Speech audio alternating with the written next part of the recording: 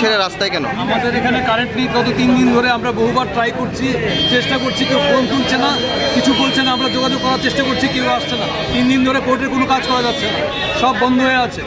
তো আমরা তার প্রতিবাদে আজকে রাস্তায় দাঁড়িয়েছি। আপনারা কর্তৃপক্ষকে জানিয়েছিলেন? বিদ্যুৎ দপ্তরের কর্তৃপক্ষে যোগাযোগ করতে পারছি না। আমরা পুলিশ অথরিটিকে জানিয়েছি যে কারেন্ট নেই, এইভাবে কাজ করা যাচ্ছে না। ডিস্ট্রিক্ট জাজ সাহেবকে জানিয়েছি। যে কল আছে সেই কলে কি কল করা হয়েছিল? হ্যাঁ, যে কল নাম্বার রয়েছে সেই কল নাম্বার ধরছে না কেউ, কল নাম্বার ঢুকছে না। কালকে থেকে ট্রাই করা হচ্ছে।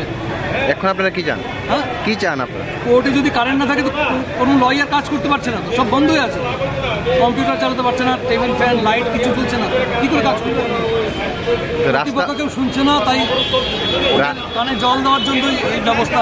রাস্তা অবরোধ কি মানে সঠিক পথ মনে করছেন? হ্যাঁ, রাস্তা অবরোধ কি সঠিক পথ মনে করছেন? আমরা সব স্বতঃস্ফূর্তভাবে সিদ্ধান্ত নিয়েছি যে আমরা অ্যাটলিস্ট প্রশাসনকে জানাই যে আমাদের সমস্যাটা। ওরা তো শুনতেই চাইছেন আমাদের কথা। এর মাধ্যমে অ্যাটলিস্ট ওরা জানুক যে আমরা এই সমস্যায় আছি। ওদের সমস্ত কাজ বন্ধ আছে।